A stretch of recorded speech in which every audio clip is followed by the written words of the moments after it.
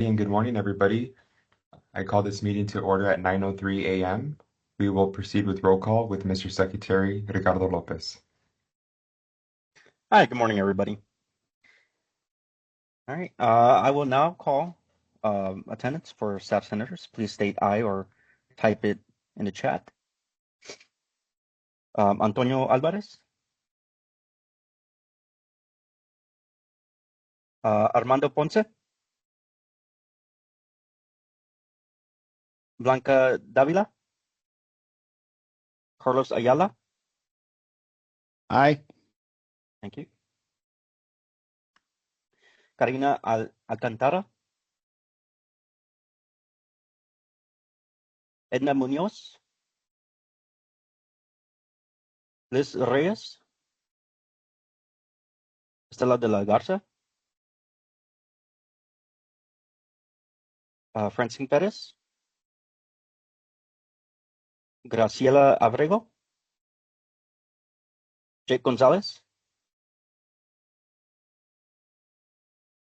Jeanette Garcia, Juan Pablo Calderon, Crystal Marroquin. Aye. Thank you. Leslie Orozco Zarate, Manuel Vidal,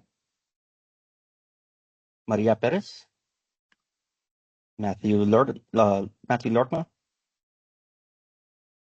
Matthew Munkus. Aye. Thank you. Mauro Uriegas, Myra Garcia,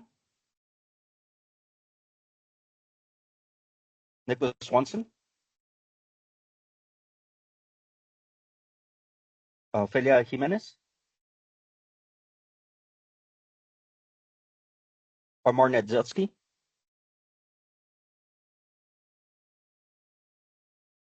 Ruby Sense,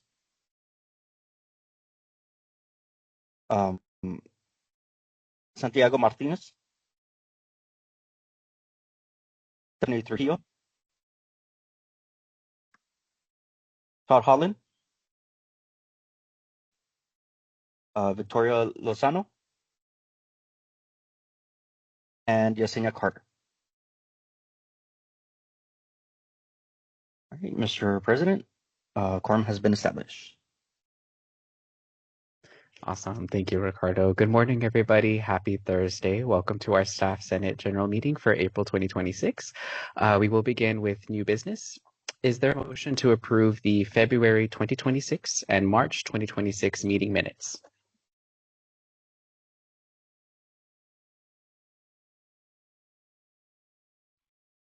I move to approve the meeting minutes for February 2026 and March 2026. Is there a second?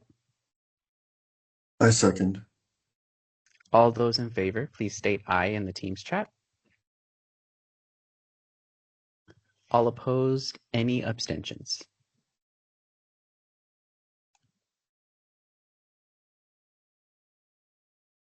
Okay. The February 2026 and March 2026 meeting minutes have been approved.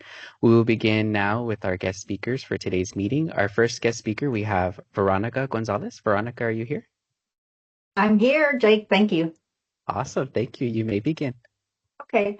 Well, good morning, everyone. And thank you, Jake, and all of you at Staff Senate for inviting us to join you today. For those of you that I haven't had the pleasure of meeting yet, my name is Veronica Gonzalez, and I'm Senior Vice President for Government and Community Relations here at UTRGV. And I wanted to let you know our division is small in number, but we do a lot of work across all campuses. And today I think we're going to give you just a glimpse of some of the stuff that we're doing, and we can dig in more deeply at other meetings later. And I see Jake clapping because he's part of our division. So thanks again for inviting us. I'm going to start by giving you some information on a task force that we put together in with Brownsville, the city of Brownsville, and just give you an update on that. And then I'm going to turn it over to Richard Sanchez, who is my Senior Associate Vice President for Government Relations. He'll give you a little update on what we're doing, getting ready for the session. followed by, I believe it'll be Estela de la Garza, who I think y'all know Estela, who works as a director of community engagement. And then we're going to close it out with Mr. Ron Garza, who heads up our Office of Workforce and Economic Development. So let me start by telling you a little bit about the task force. So last year, the city of Brownsville and UTRGV formed a task force. We called it the Task Force of the Future. And this was created with the goal of aligning the growth of Brownsville with the growth of UTRGV. Those of you who may live and work in Brownsville, you know there's a lot happening with industry there, with the addition of SpaceX and now LNG next decade, talks of a refinery coming in, just a lot going on there. So we wanted to make sure that students had access to the programs that they need. And one of the concerns was without them having to travel as much. We were hearing that students were having to travel quite a bit on a bus to go back and forth between Brownsville and Edinburgh. Also, we wanted to look at how do we expand facilities to accommodate and support the growth, and then to strengthen healthcare presence in Cameron County, which we have a lot of, especially in Harlingen area, and then improve our student and community student life and community connection.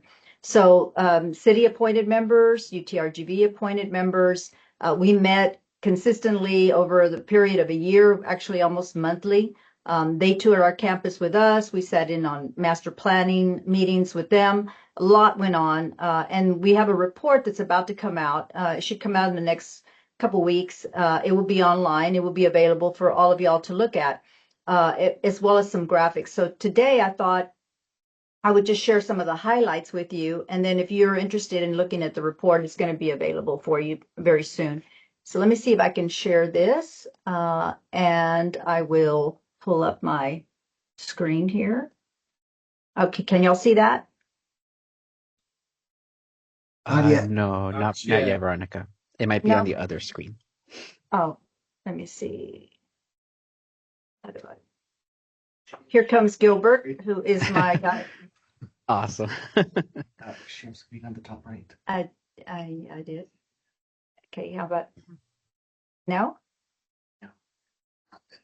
It's not letting me do it. It's up, but so he's gonna mess with it. But I know so not doing it. There we go. Okay, great. So this is just one of two graphics. So this first graphic talks about some of the investments that we've made in Brownsville. And I think this is one of the best kept secrets, and I hope it won't be a secret anymore. But the investments that we've made in Brownsville since we opened up in 2015 and our planned investments amount to over $514 million, if you can believe that. That's crazy amounts of money, right? And if you look at Cameron County, it's even larger. It's over 100 million more. So it's about 624 million, I believe, with Hidalgo and with Cameron County. And we've been telling people that because some folks say, oh, there's not enough going on in Brownsville. There's a lot happening in Brownsville. We've added numerous buildings over the years and continue to add. So some of the things we did with the task force is we looked at student travel because of the concerns that were raised as students were traveling. One of the things I think is so good about UTRGV is that because we have a distributed campus, students can visit both campuses. They have an opportunity to look at the two cities, the two differences in the campuses, take different professors. It really is an opportunity for them. But of course, there may be students who say, I don't want to travel, or I'm working and I can't afford to do that. So we started we did a survey for every student getting on the bus to kind of get an idea of how many were traveling and what their majors were and things like that. We then implemented a new system where you have to swipe your ID if you get onto the bus. I don't know if any of you have ever ridden it, but if you're a student and you get on the bus, you have to swipe your ID. Then your data goes into a dashboard that we created, and it's managed by Academic Affairs. And all that data then gets looked at on a monthly basis to look for trends and to see who's traveling, what are their majors, what courses may they have to be traveling for. I mean, to really do a nice dig down into what's happening. And we saw that about 30% of the students that were traveling, sorry about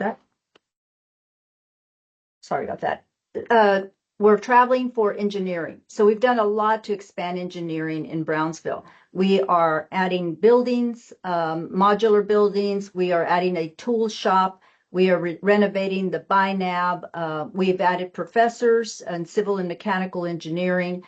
We've added 3,000 seats for the growing enrollment. And if you try to park in Brownsville lately, you kind of know how that's happening, how the growth is happening there.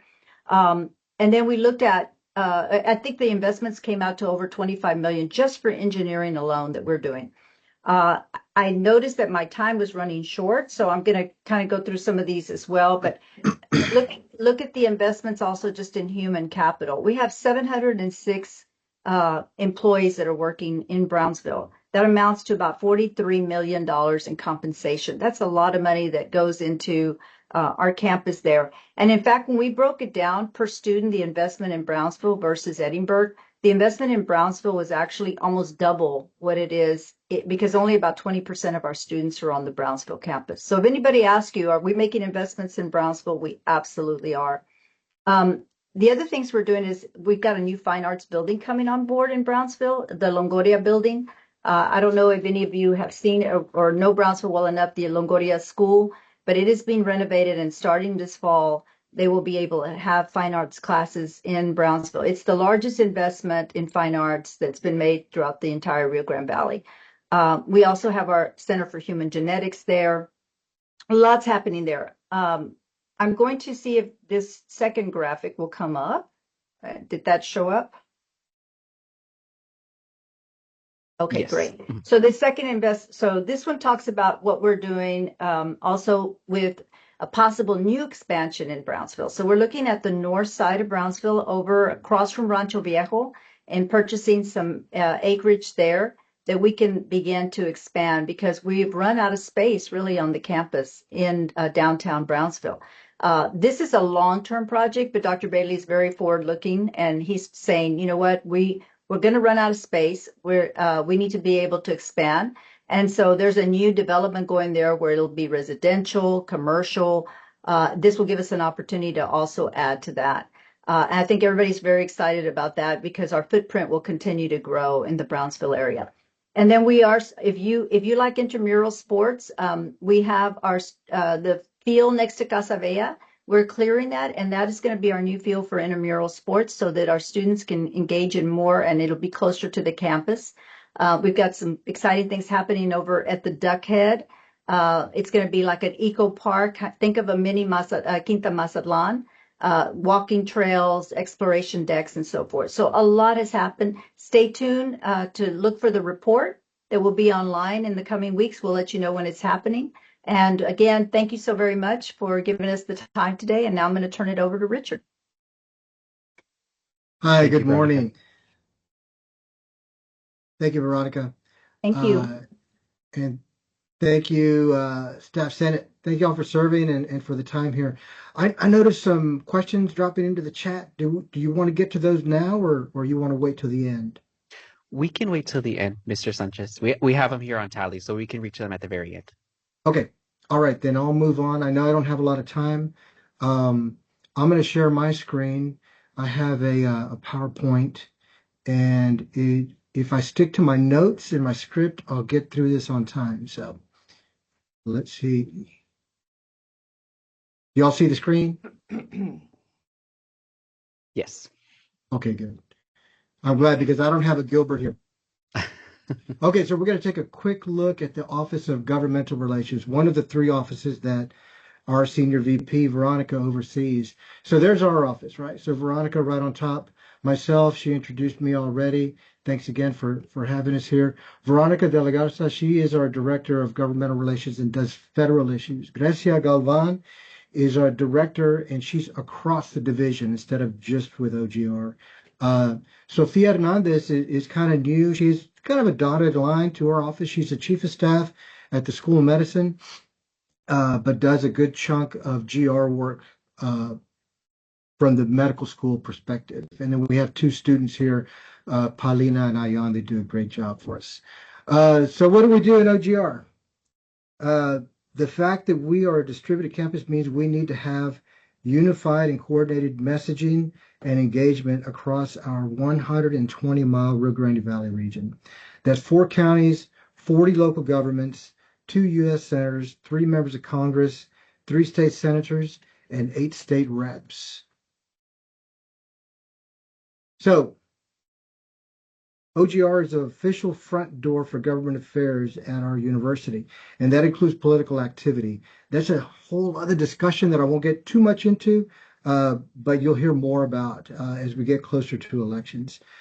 Since our inception, OGR continues to build and maintain positive relations with our stakeholders, and we lead the effort to request and advocate for funding and policy changes at the state and federal levels. Our protocol is for all engagement with elected officials come through OGR, so our office. We also work with county elections departments to secure voting locations on campus and monitor local government commission meetings for impact to UTRGV.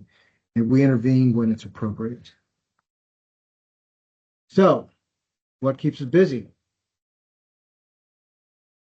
Navigating the federal government landscape is challenging to say the least. I think we can safely say that since UTRGV has been around, the issues surrounding federal funding, executive orders, and changes at the relevant federal agencies have been difficult to follow.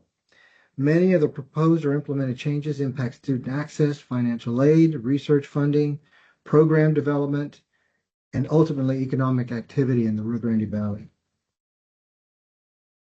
Consequently, we have a staff member dedicated to keeping tabs on these federal issues. So that's our director, Veronica De La Garza.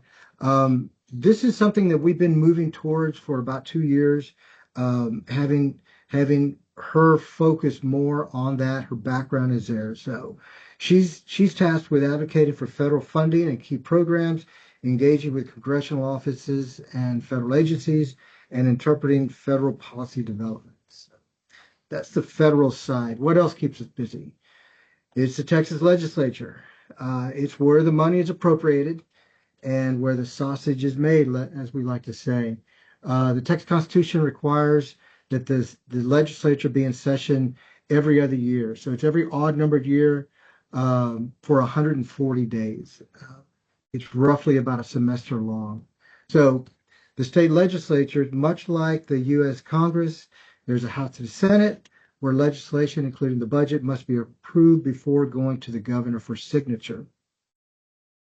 Because UTRGV is a state institution, the Texas legislature is where we get the largest segment of funding for UTRGV. The process of requesting the funding is daunting and culminates in the university's legislative appropriations request. We've started that process now. Equally daunting is educating legislators about our programs, the return on investment of state funds, and advocating for a positive outcome of the request. A no less daunting process is followed if we have a policy change we want.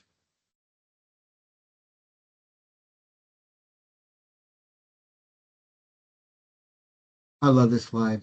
So I had to put it up there. I'm sorry. So a lot of folks around the Capitol say that the process of lawmaking during a session is like making sausage. So finally, we want to make a quick plug for our Valley Legislative Internship Program. We call it VLIP. We take 11 interns, mostly political science students, to the Texas Capitol for the duration of the legislative sessions, 140 days, and place them in the 11 legislators from our region, right? So that's 8 state representatives and 3 state senators. The interns earn 6 hours of credit, and we pay them to help offset the cost while in Austin. This is a very immersive program, and they become full-time assets of their host offices. Please keep an eye out for interested students because we've started that process of recruiting. And that's my slides. Sometimes if you have the right chefs at the pit, the sausage turns out just right. I think I made it in 4 or 5 minutes. I'm happy to take questions when y'all are ready. Thank you, Mr. Sanchez. Here, I know Veronica's addressing some in the chat here, but one of them here is Is your department in charge of encouraging students to get out and vote? So that's actually a combination. Actually, I think that's something we all have a duty to do. But it is Student Affairs has, I guess, the biggest role in terms of they do the pop-up events and others, and we assist with all of that. So one of the things we do, though, is work with the county and the cities and others to have a polling location on campus. And I think that's been very helpful over the years in making it very convenient for people to vote. By the way, there are elections going on right now, runoff elections. So if you haven't voted, please go out and vote. Thank you.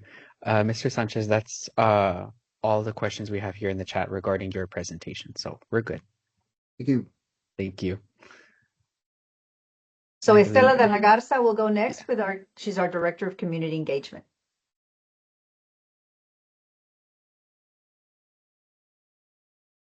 Good morning, everyone. It might feel a little bit like deja vu because you have heard from me a lot, especially when it comes to our community engagement on campus. I'm really thankful to be here. You might feel like whiplashing a bit because I do have another presentation after our governmental and community relations one. But many of you may already know, but I do want to start by sharing something that we're really proud about, right? And so that is that we did get our reclassification for community engagement by the Carnegie Foundation. And so this is a really big deal regionally, but nationally as well. This isn't an automatic classification, and it's also not a ranking. It's really something that our institution applies for. We have to prove with evidence. And for those of you who have heard me talk about it before, thank you for being part of the work that really makes this possible. And if it is new to you, even better, because the recognition really belongs to all of us across the campuses and in our community. And so with that, let me quickly really ground us in what that actually means. But I'm going to keep it brief since some of you may be familiar. So at its core, this classification is really about demonstrating a deep institution-wide commitment for community engagement. And a few key things that it really looks for is first, that it is an elective classification, meaning that we choose to pursue it and document the work intentionally. Second, it's really important that it focuses on reciprocity. And so this isn't about doing the work for the community, but really with our community. And so you heard a little bit about that earlier with our senior VP, right? With talking about the work that we're doing in Brownsville and across the Valley. And so, we're working really collaboratively, really thinking about all of our partners as co-creators, co-educators. And so third, that it is really evidence-based. We had to show a lot of real data, real partnerships, real impact, get our partners to even provide feedback for us. And I'm really proud to say that when we asked our partners, they responded right away. We didn't have to be waiting around for anyone to say, hey, this is the work that UTRGV is doing. And so finally, right, it's really about institutional commitment. We just received an email late last night, actually. I saw it pop in this morning. And it was from Carnegie, talking about our institutional commitment, one of the strongest part of our application, really meaning that this work is embedded across teaching, research, leadership, and strategy. So this isn't about one program or one office. I always say that, you'll hear me say that it's not about the Office of Community Engagement at all. Community engagement lives across our institution, and we really do have to showcase that. So it shows up across all of UTRGV as a whole. And you hear me, right, knocking at your door often, talking about how can we begin, partnering together and really committing to documenting all of that work, and how do we do that, right? So what does that really look like for here at UTRGV? First, right, community engagement really enhances our student learning and our success. Our students aren't just learning in classrooms. They're really applying that learning in real community contexts all across the Valley and beyond. And so it also advances our research and creative activity. We see faculty and students working on projects that are informed by and responsive to our regional needs. We see that through our School of Medicines, right? Podiatric medicine, all of these new initiatives in health and addressing real health issues here in the Valley, and of course in all of the other work that we do. So this work also strengthens our institutional mission. right? Community engagement isn't separate from who we are. It's central to our identity as UTRGV. You see that in our strategic plan. Again, something that we heard about in that email I just opened up this morning, that, we can see that in our strategic plan, and how when we created that plan, we really were thinking about community engagement at its core. And so, and maybe most importantly, right, it builds on reciprocal partnerships. Again, we're co-creating solutions alongside of our community partners, not working in isolation, not this ivory tower over there, right? We're really embedded within our communities. And I always like to emphasize this, right? The recognition is not owned by one office. It really does reflect that collective impact of our students, the faculty, the staff, and our community organizations. So when we talk about that collective impact, one of the important ways that we're seeing it take shape is through our workforce and economic development. So because of this, this is where all of our work, right, student learning, research, partnerships really connects to opportunity for our region. So to continue that conversation, and later, right, if there's any questions, I'm excited to introduce Ron Garza. He's our Senior Associate Vice President for Workforce and Economic Development, who's going to share more about how these efforts are shaping workforce pathways and regional impact. So with that, I'll turn that over to Ron. Excellent. Thank you, Stella. Good morning, everybody. So glad to be here. I am going to, instead of sharing slides, what I'm going to do is just share how to access all the information that I'm going to talk about. So if you go to any browser, and this is kind of by design, but if you go to any browser and you just type in, UTRGV Economic Development or RGV Economic Development, with most browsers, we're generally the first thing that pops up. It's pretty powerful because as people are trying to look for opportunity, the first one is usually the one that's most hit. So what I manage under the Division of Governmental Community Relations is something that we call the Office of Workforce and Economic Development. I've been with UTRGV 4 years, and my background's in economic development and government administration, and it just goes hand in hand with everything we're doing here. So the thing that's really exciting about this office is that, UTRGV has just immense resources, and unfortunately, because we have so much comprehensive resources, we're always going to have to educate and do outreach to inform people about all these resources. So, I talk to you as fellow UTRGV staff members, but really to help us spread the word, because I am almost positive that many of the resources that I'll highlight today, you have a friend or family member or somebody that could probably utilize this. So at the core, the Office of Workforce and Economic Development, as we like to refer to as OWED, is six departments there. And what you see there is the 6 kind of interconnected departments. And I'll just kind of briefly go through them really quick. And it's a lot of information. And that's why I'd rather you just share the website, look at the website when you have time. And obviously you can contact me at any point. But, everything we're about is about economic impact, period, right? And when you really look at economic impact, it really revolves around jobs created. Obviously UTRGV is a tremendous academic institution, but whenever our students finish their academic journey, if it's undergrad or grad or whenever that is, obviously part of our responsibility holistically is to ensure that the economic prosperity of the Rio Grande Valley can sustain the jobs that they want, right? We want high-paying, sustainable jobs for all of our graduates. So some of these centers in some form or fashion specialize in doing some of that, right? So our first one at the top there is our Apex Accelerator.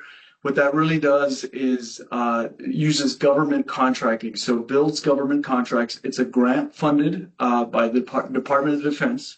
So what's really cool about a lot of these resources like Apex and others is that there's zero cost. There's no cost because they're grant funded, a lot of these programs. So Apex, what I like to say there, it takes small businesses and medium and large size businesses. And really, this is where once you tap into government contracting, that's where some small businesses can become multimillionaires, right? So it has tremendous impact, but that's our Apex Accelerator. Moving on over our Data and Information System Center. It's a department of one, but very, very substantial. What the Data and Information System Center does, it uses data on specific projects, and we work with private industry, with government partners, with our economic development, our EDCs a lot. And what we're doing is different kinds of surveys, economic feasibility, and all this department does is specialize in helping decision makers and sometimes elected officials make data-driven decisions, which is extremely important, right? Then moving on to our Small Business Development Center, right below it, that other blue box, another grant-funded program that we've had since the 80s. And Small Business Development Center, when you're starting your entrepreneurial journey, that's always a good place to start. It's no cost, and again, Small Business Development Center is just that. It helps new and existing businesses really grow. So builds capacity, one-on-one advising, and again, if you click on any of these boxes, it'll take you to more information about that. So the SBDC is one, like I said, if you're starting your entrepreneurial journey, that's a great place to start. And as you kind of go through the process and a continuum of growing your business, one of the next places that you can land in is right on the top, called our Entrepreneurship and Commercialization Center, our ECC. That's really where it takes some of the foundations of entrepreneurship and really gets intensive. And one cool thing about the ECC is that we actually also administer incubation centers. So some of you may have heard our wonderful flagship incubation center in the Rio Grande Valley is called eBridge in Brownsville. They're about to have a big week next week, and I know there's going to be a presentation later on that, so I'll save that. But ECC, like I said, kind of takes some of those foundations and really takes it to the next level. So we administer eBridge, and we administer through another partnership our FAR Global Hub. And that's another incubation site. But the real cool thing about what we've done with all of these centers, instead of having to go to the campuses or specific locations, we've really developed partnerships with a lot of our economic development centers and corporations so that we have a presence in Mission, in FAR, in Edinburgh, in ELSA, and in Weslaco with our CIC. And so we really want to make sure all of our services are accessible and within about a 15-mile drive at the very most to anybody in the Rio Grande Valley. Veteran Business Outreach Center there, it does a lot of the same work, but obviously, as the name says, it specifies for veterans and spouses and families of veterans. Same entrepreneurial impact. And then lastly for this, we have our Professional and Educational Workforce Development Center, PUD, which I know you've heard about in the past. And, you know, at UTRGV, we really do continuing education differently. It's the legacy continuing education. But again, in the workforce realm, we really want to specialize and not just replicate what some of the community colleges are doing in continuing education, but really taking it to the next level. And customized workforce training is really the next level of where PUD does. So, and again, it's about upskilling, economic impact. And if you go down along this website there, our splash page, again, you can follow any of this. And then you'll have our 2025 annual impact report. That's very important because we measure everything we do, like I said, on jobs created, economic impact, businesses created. It's very important, right? And even though a lot of these are grant funded, we have so much accountability to a high return on investment. I talked about our kind of hub and spoke network. You can find that there. And the real cool thing about this OED structure, it's really, you know, you have 6 departments at its core, but there's really touch points to so many other things. Our Nonprofit Resource Center, our Texas Manufacturing Assistance Center, you know, our manufacturing, our division of research. And one real cool thing, because obviously, like I've talked about, everything we do is about job impact. And in working with our cities and our economic development organizations, one thing I hear continually from industry is how can I tap into this enormous talent pool that we're growing here at UTRGV? So with talking to leadership and getting kind of innovative, as of September 1st, I actually also oversee within the Office of Student Success, the UTRGV Career Center. So what we wanted to do is obviously all this work we're doing with industry partners and upskilling and workforce, and really make sure we have this seamless connection with our students and as they're graduating. Since September 1st, I've actually overseen the Career Center as well. We're doing our strategic plan and so many cool things that are yet to come there. So we like to call all of this an ecosystem because it all works hand in hand, kind of like what was talked about earlier. It's really collective effort for everybody to ensure. But I just want to kind of impress on everybody that there's a lot of time and effort just dedicated to creating more sustainable jobs for our graduates in some form or fashion. So I'll leave it there, but I'm very happy. Again, for those that like to learn more, one last thing I'll share, and again, it's on the website right at the top banner there. Right now we're doing a series, and I think I can click on this and it'll show it. So if you really want to get immersed and learn more, we're doing this business resource showcase across the Rio Grande Valley. We had one just this last week in Brownsville on Tuesday, and then we have another one coming up in May 12th. But as you can see, through the course of the next couple of months, we'll be every third week on a Tuesday, we're spending time and immersing ourselves in that community. So if you want to learn more, I invite you. If you know somebody that wants to start a business, grow a business, Career Center is there, and they're talking to industry partners about internships and job placement. So please, this is a great way to learn more. But again, I'm always accessible. So and with that, I'll stop for now. So thank you. Oh, one last thing. I definitely want to give a shout out to our president, Jake. He is just a tremendous ambassador. He really loves being president, loves being on the staff senate, and he's well versed in all of this. So if you ever need any connection, you can go to our mighty president there, and he'll help connect. So thank you, Jake, for all you do, and all of you too. Thank you, Mr. Garza. Thank you so much. But yes, no, thank you. I don't see any questions, Mr. Garza, on the chat regarding your presentation. If there are any, though, we'll be able to forward those to you. But thank you so much to our presenters, Veronica, Richard, Estela, and Mr. Garza. Thank you all so much. We will move on to our next guest speaker, Estela, once again.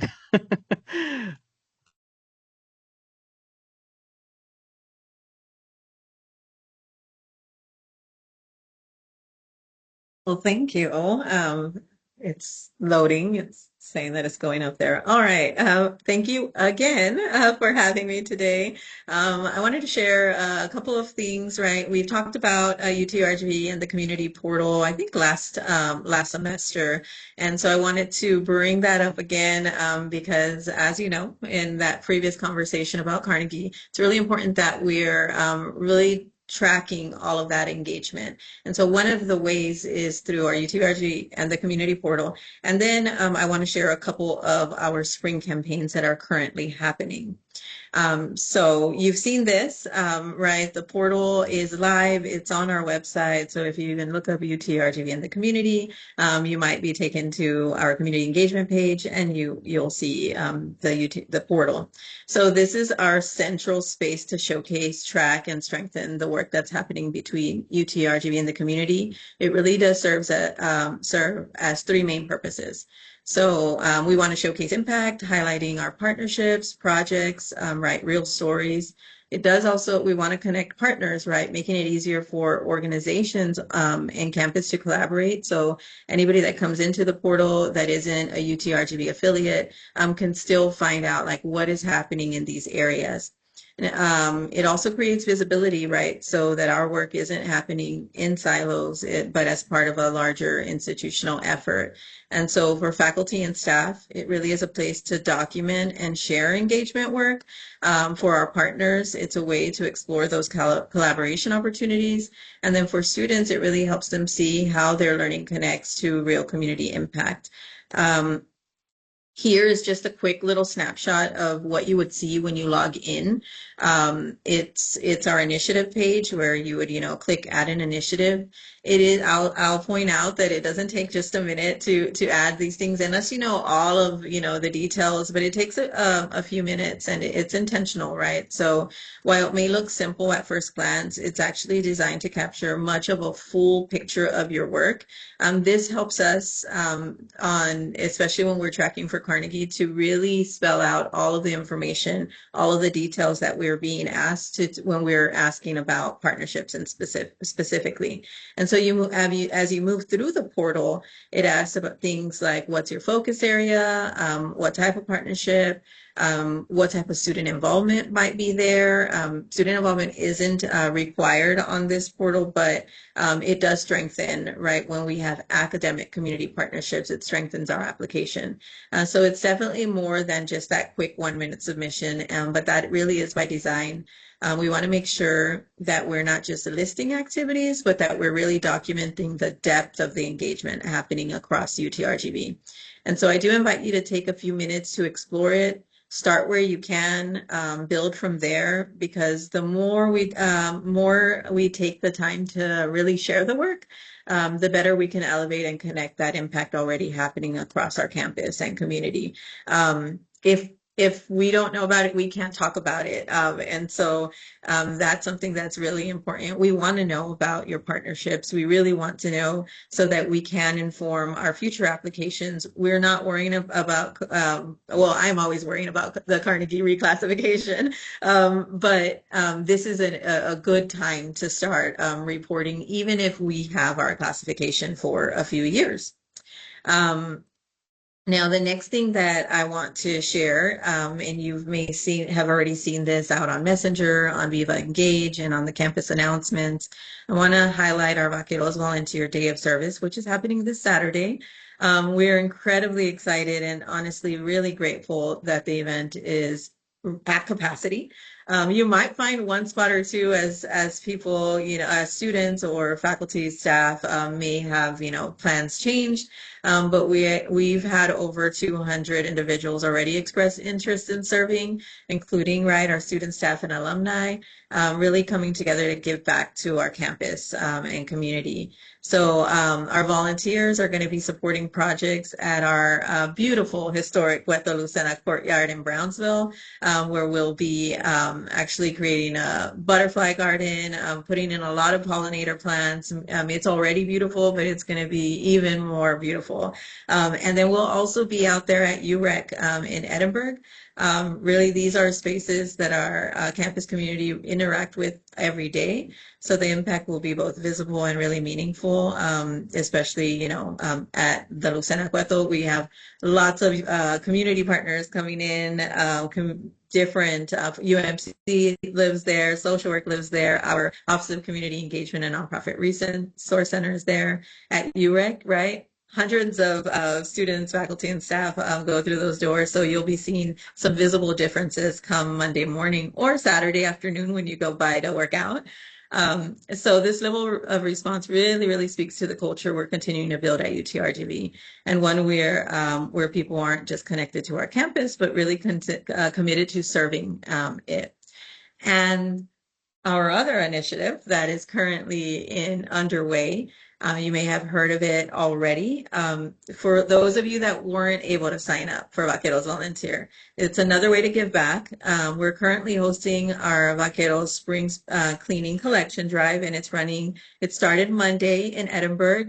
Tuesday, we got our bins in Brownsville, and yesterday we got our bins in Harlingen. And so this is happening through April 30th. It's a simple way to make an impact. We know all of us have one of those big bags in the corner of our closet or in one of our rooms.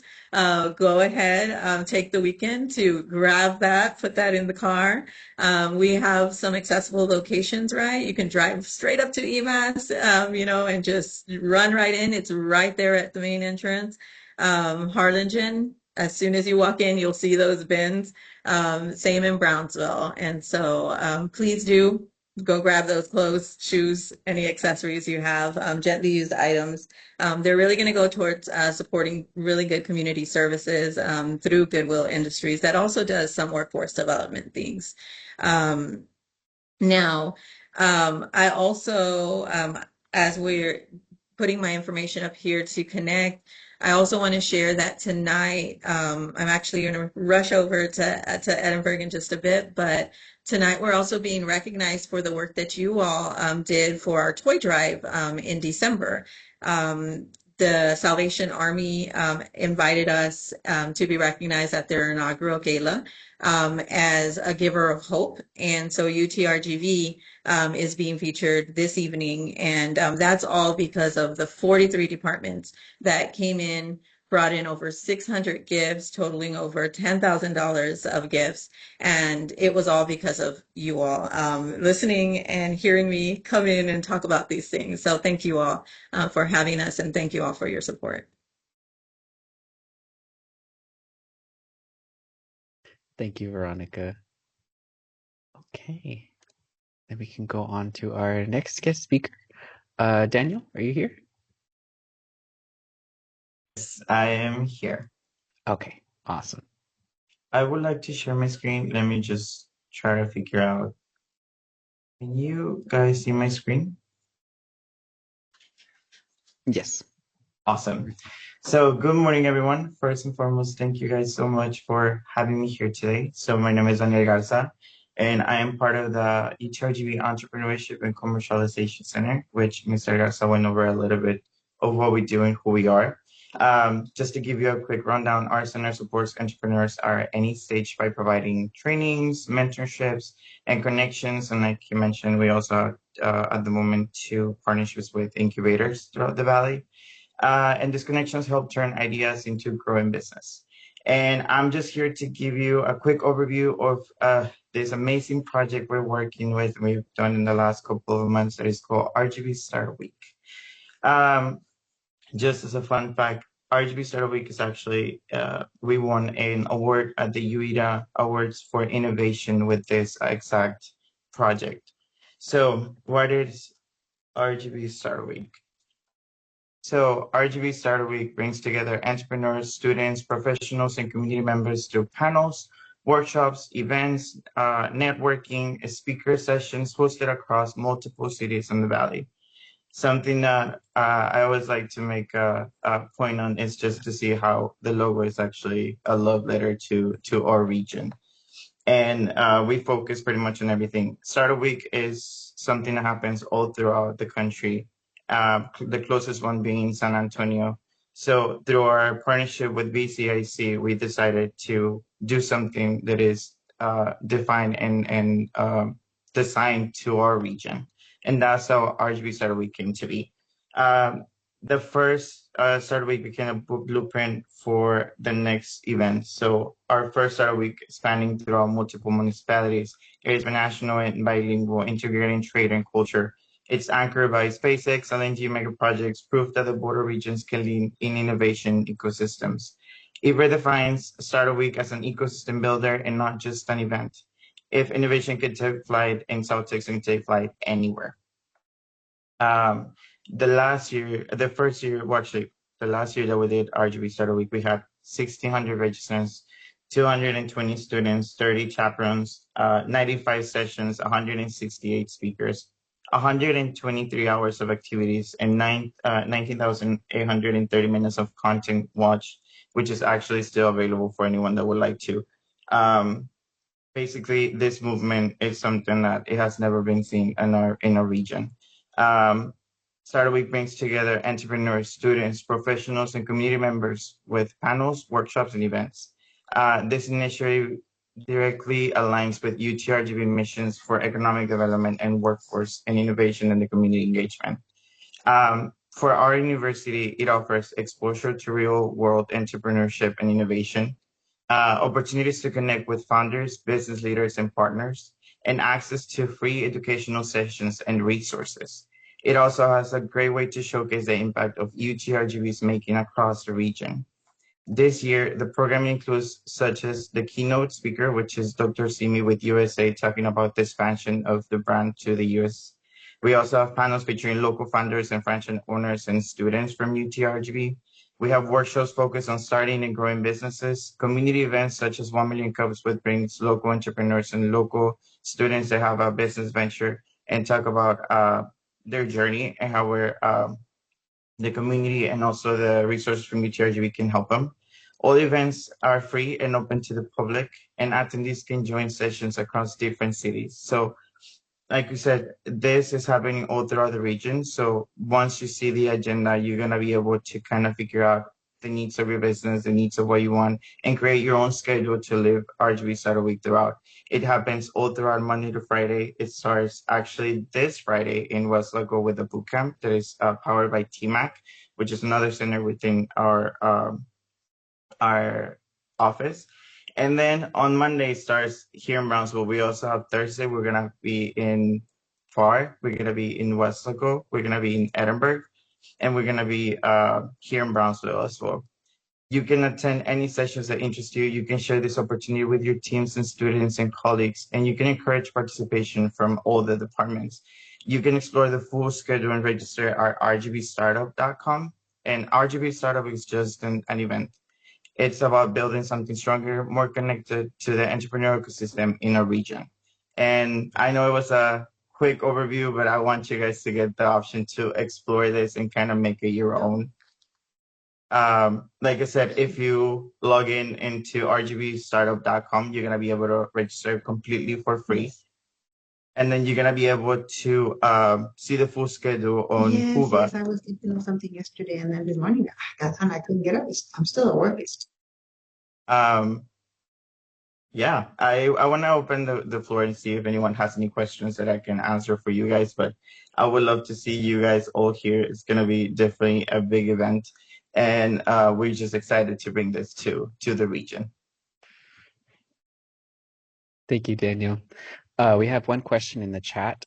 Do you have an ethics panel that reviews industry partners and the potential and negative impacts it can have on the Valley? We actually have one called Insights Unplugged. We're working on getting that. We're going to bring some of the anchor projects that I mentioned and some leaders from that. It's going to talk about how can we as a community contribute to the needs of this mega projects, and how can we be fit into those markets that they might need. So you might be able to answer. The cool thing about these sessions is they're open to the public, and all the speakers are actually open to have those questions answered for you. So if it's something that interests you, you're gonna have these people right in front of you. You're gonna be able to ask the questions that you need. And then another thing that I forgot to mention, this year, we wanna make it our mission that everything that we do is with a purpose. So every single session, every single panelist, every single speaker that we talk to, they have to bring a tool, something that you can use for the business, something you can use for your venture. We have topics such as social media, wellness, we have economic growth, resources, connections. So you're gonna get a little bit of everything, except regarding or depending on what you're looking for, you're gonna be able to find that one answer or the one resource you need to, or we're gonna be able to connect you with someone. Awesome. Does anybody else have any questions for Daniel regarding RGV Startup Week? This is a really great event. I've had the honor to attend for the past 3 years, and I've had the honor to also be a presenter for the past 2 years, and we're going to be presenting again this year. Yes, Janie, there is events happening in Westlaco, correct, Daniel? There will be events happening in Westlaco for RGV Startup Week. Yes, so actually this Friday we start a boot camp. You can actually check on Eventbrite on the Westlaco, but actually if you register for RGV Startup Week, you're gonna be able to see all the links needed. But yes, there is one starting in Westlaco tomorrow, Friday. Any other questions?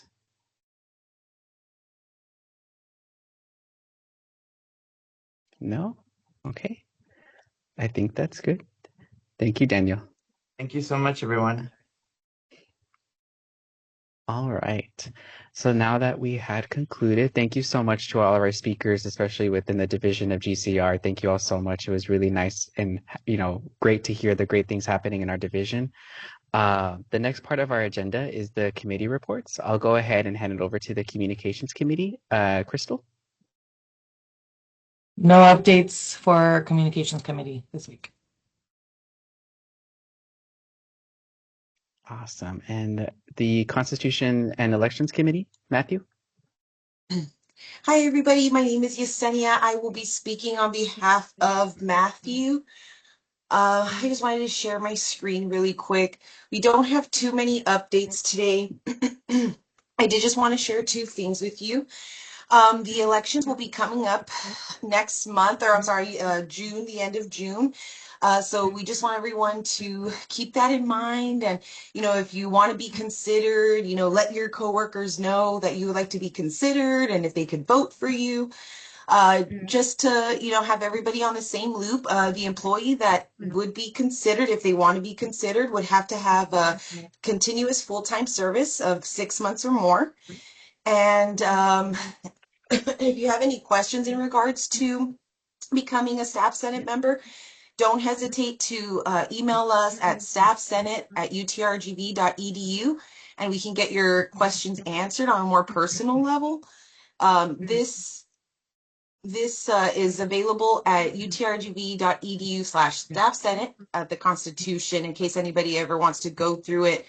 Our second update is that we are in the process of updating our Constitution. I'm sorry, is somebody speaking? Does somebody have a question? No? No, no. Okay. Alrighty. We are updating our districts, which are our divisions, since they, kind of get updated maybe every few years.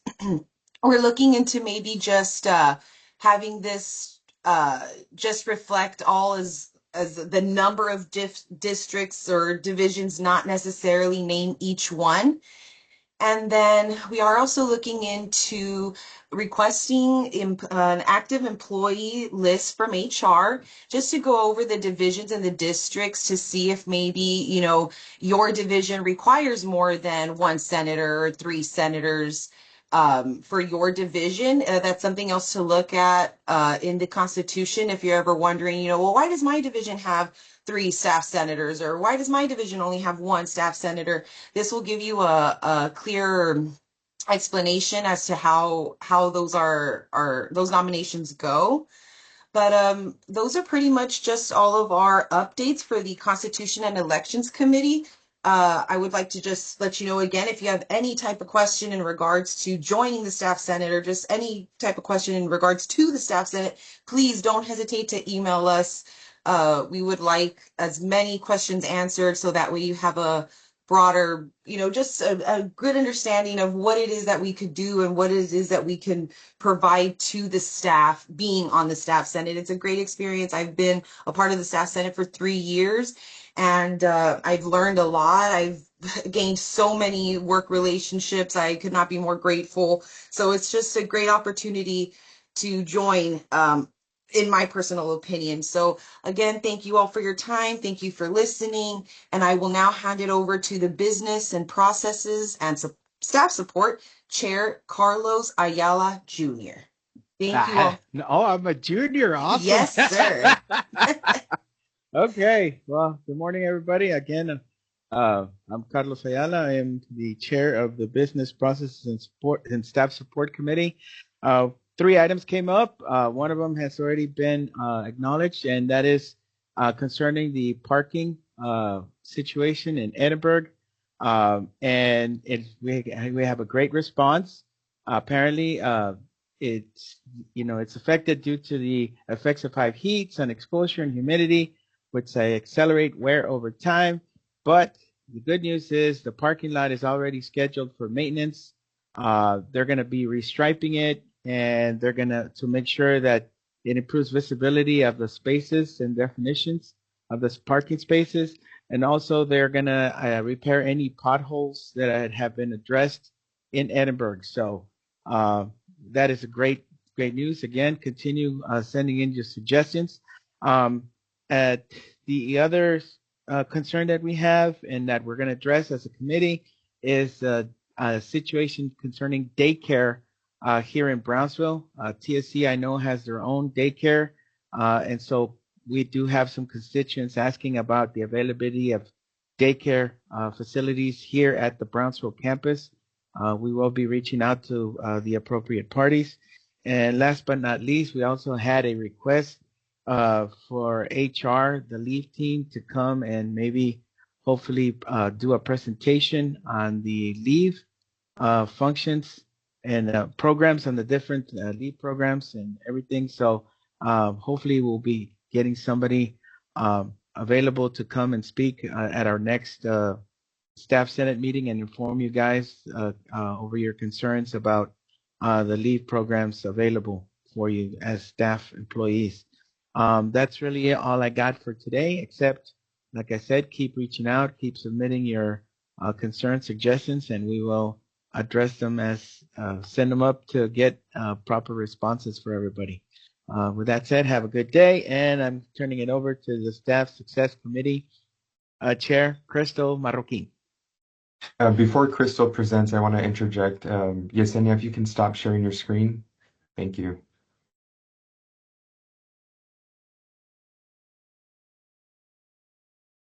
Okie dokie.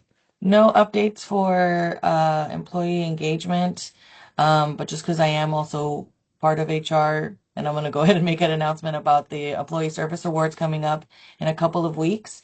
If you're reaching a milestone, 20 plus years, and have not sent us your picture or replied to let us know that you're coming, make sure, sort of, this is a reminder to let us know that you're going to be here, although everyone is welcome to come and celebrate all employees reaching one of their employment milestones. Thank you, everybody.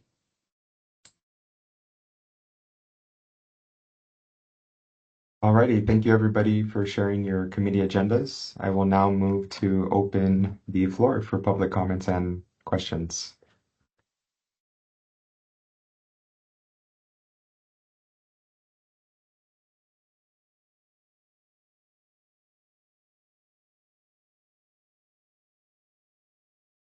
Mr. Salinas, go ahead. Yes, good morning, everyone. Just wanted to remind everyone that we will be having a graduate fair next Tuesday inside the Edinburgh Rec Center. For anyone interested in graduate school, we would love for you all to join us. We're going to have a $500 scholarship raffle, and the first 300 students will get a T-shirt. But again, more importantly, if you're interested in grad school, this is a great opportunity for you to come and meet the programs and the graduate program coordinators and get all your answers, all your questions answered regarding the requirements and the start of the next term. So thank you. Thank you, Mr. Salinas.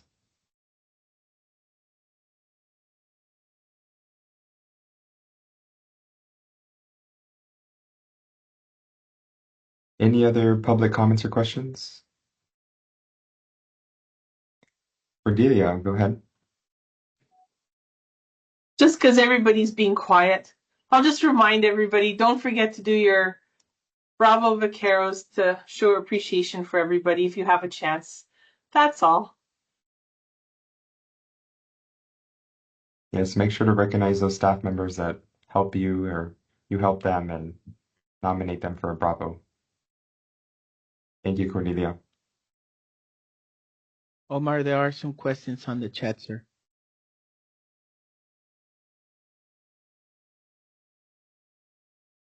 So the first question from Armando is if Mr. Salinas, if you can share the flyer for the graduate fair. Yes, And sir. the I'll next do that. question, thank you. Next question from Victoria. How does the years of service recognition work? I'm on 13 years and still have not been recognized for 10 years. Just curious. It's a valid point to bring up. I'm also a victim of that. So Crystal, they do you want work, to go ahead? it should be the year prior.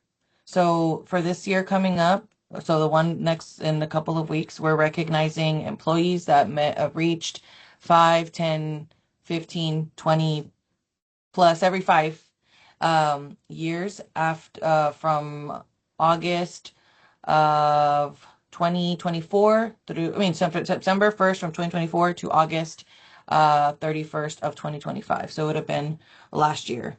Not sure why 2-3 years have, but make sure you keep an eye on for any reminders, because we will let everybody know once they do hit like a 5-year milestone.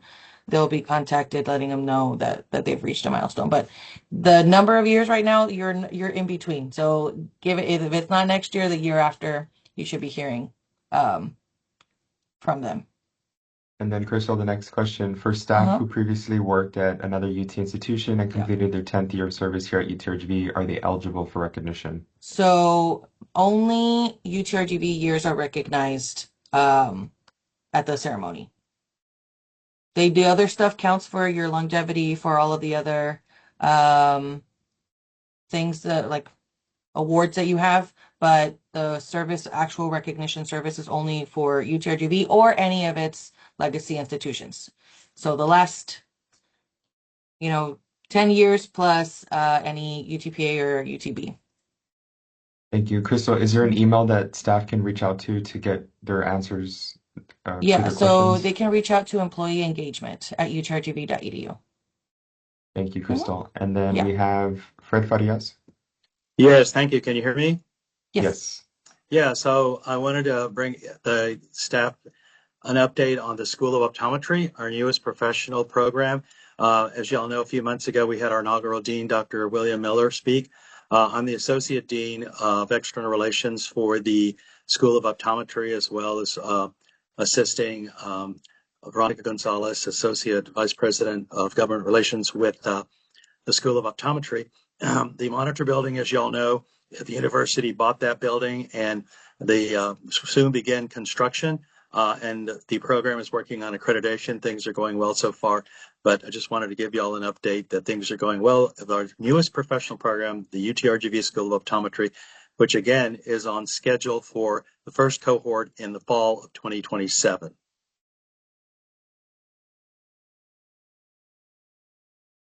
Thank you so much for that update. Are there any other public comments or any other upcoming events that somebody would like to share?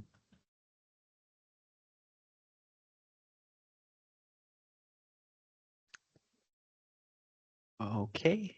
If there aren't any further public comments or questions, we will now move to make a motion to adjourn. I move to adjourn the Staff Senate General Meeting for the month of April. Is there a second? I second. Is there any debate or discussion? Debate or discussion? Debate or discussion? All those in favor, please state aye in the Teams chat. All opposed and any abstentions?